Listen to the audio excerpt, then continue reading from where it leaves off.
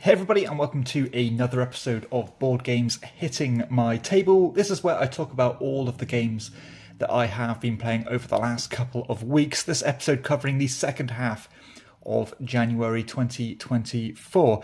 Now, before I get started on the games, as usual, I want to give a shout out to the show sponsor, KIENDA.co.uk, who are my go-to online retailer. And if you use the link in the show notes or the QR code, then you can get 5% off your first order. So let's start with the heavy hitter of the bunch. I finally got a game of Brass Birmingham played. So it's been quite a while, I think nearly 2 years since I have played a game of Brass Birmingham. And this is a game that's always ranked high for me in my own personal rankings. I think the game mechanically is an absolute triumph. I love the way everything works here, the shared resources, the network building. I think it is just a really good design.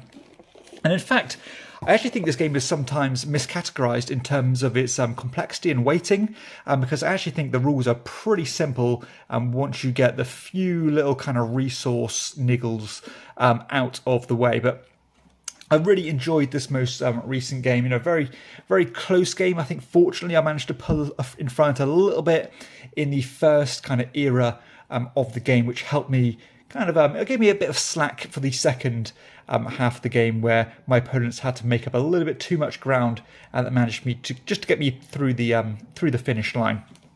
Now, despite me liking pretty much everything about this this game, I do have some issues with it. And number one is just the length. You know, more and more often, or less and less often, I'm having the desire to play longer games. You know, you are looking at 2.5 hours to play this one.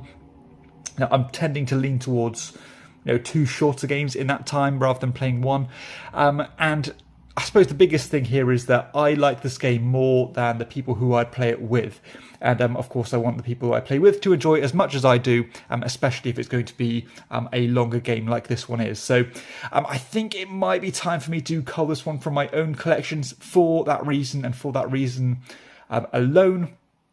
But I do have kind of friends that I see less often who do have a copy of this one. So it's not like I can't play it again if I don't want to. But it's just one that I'm not going to pull off the shelf for myself very often. And therefore it might not quite warrant the shelf space. But yeah, still a fantastic game. You know, it's number one for a reason. That is Brass Birmingham. Next up, we played a 4-player game of Blockers. So this one recently featured on my ranking video, and I said I really was excited to try it with more players. I have now played it with more players. We played at 4, and it was a better experience. Not like it was bad with 3, it was still really good. But at 4 players, it just made it a bit tighter. A bit more cutthroat and just a bit more interesting, as you know, waiting a whole 3 players' turns before you make your move just makes it that much more difficult. If you're not aware of what this game is, you're basically trying to put these different tokens down on the board, trying to create, well, as few groups as possible, because the more groups you create, the worse you are going to do. So that is Blockers. Next up, we played a 3-player game of Peloponese. So a bit like Brass. This one I was incentivized to pull off the shelf because I haven't played it in so long. Again, nearly 2 years since I've got this one to the table. And yeah, really nice to do so, because I do enjoy this game. This is a much breezier game than something like Brass and Birmingham. You're only looking at around 45 minutes to play this kind of disaster mitigation game. And I say it's breezier in terms of the rules overhead and the length, but still it's quite a punishing game, as you are bidding for these tiles, which will get you your points essentially, as well as increasing your little network or your little civilization stats. But every so often, these kind of disaster chips will flip over and hit you with a disaster, which could be to, you know, kill some of your population. It could be to destroy some of your buildings, lose your spare resources, all this kind of stuff. And I tend to like these styles of games. You know, recently I raved about Empire's End. I like games like In the Year of the Dragon. So maybe I am a bit of a sucker for punishment here. But this one is just definitely a hidden gem. And I'm pretty sure maybe one day this will get a reprint, because it's a quality design that I enjoy a lot. And this most recent game, I'm trying to think if there was any standout kind of moments. I think maybe the wonky scoring was something that we didn't quite remember as well, because you actually are scoring two different categories here. You are scoring your population times 3, I believe, or your total points based on your building. So you want to kind of keep those level, as well as factoring in all those threats that can completely throw those scores off kilt. But still, lovely to get this onto the table. That is Peloponese. Smaller games now. We played a game of Enchanted Plumes. In fact, I played this one at 2 players, I think. Really enjoyed doing so. Again, I have spoken about this quite a lot recently, so I'll pass on by this one quickly. But it's a lovely little almost tableau building style game, which you're building up your scoring by making these plumes. And the top row is negative points. Everything after that is positive points. And the wider you go on the top row, the more flexibility you have, but the bigger risk in taking negative points you have. I played some more war chest, so I tend to play as much war chest as I can, really, because I think this is almost like a lifestyle game, if you want it to be that. So I actually taught this game to my girlfriend for the first time, and it went down well, I think. At least she grokked the rules pretty quickly, and yeah, it was good. Maybe I had that kind of experience advantage because I was a lot more aggressive than she was, but it was just a game to teach the rules, really, just so she understood how it flows, etc. So yeah, always love teaching war chest and playing war chest, because it's just an absolute genius design. I played a 3-player game of the Whatnot Cabinet. This was kind of just to give this game a final spin, because recently I did a Pencil First Games ranking video, and this one did come at the bottom.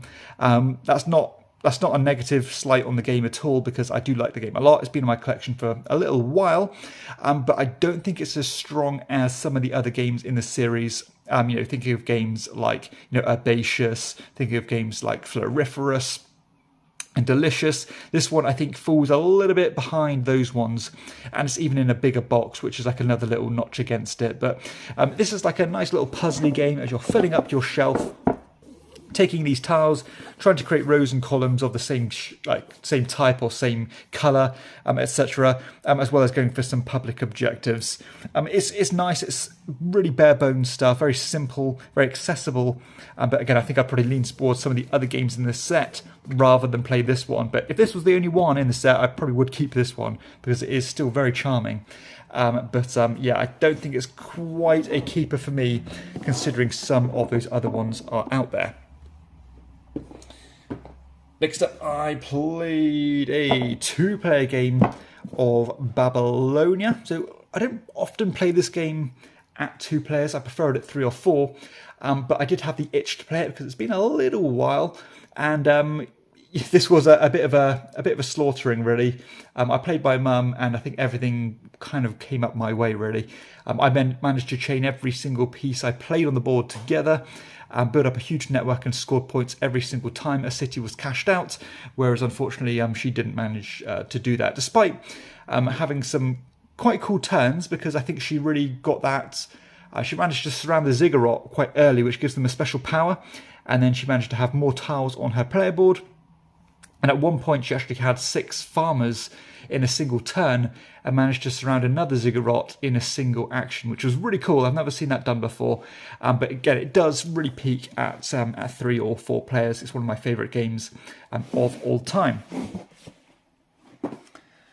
Okay, another 2-player only game here with Air, Land and Sea. Now this is in the original box, but I have everything in here with the other expansion, the Spies, Lies and Supplies expansion.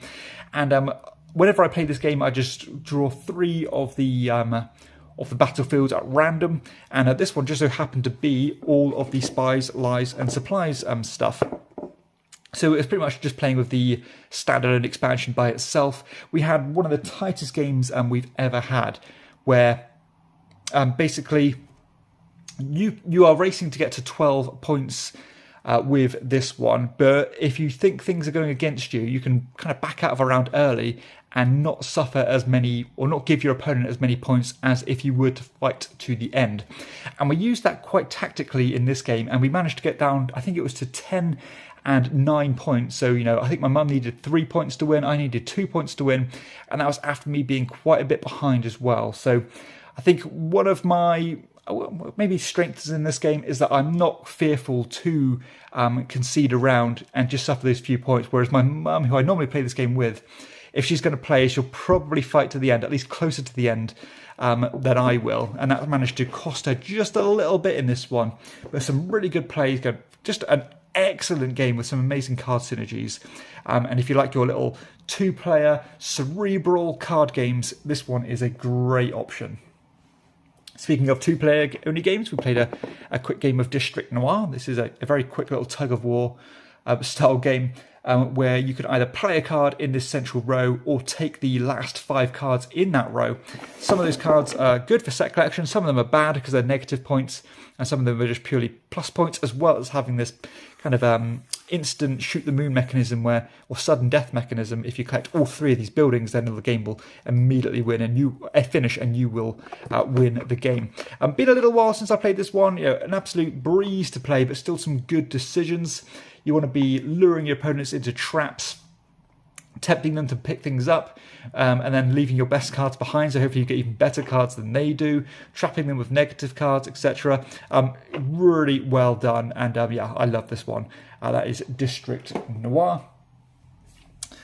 Played a 2-player only game of Medici. This was, or Medici the dice game, I should say. This is kind of a game that my girlfriend requested to play because we played it before in a bigger group and she managed to win on her debut. We played a 2-player game of this one, and I managed to beat her, which was good.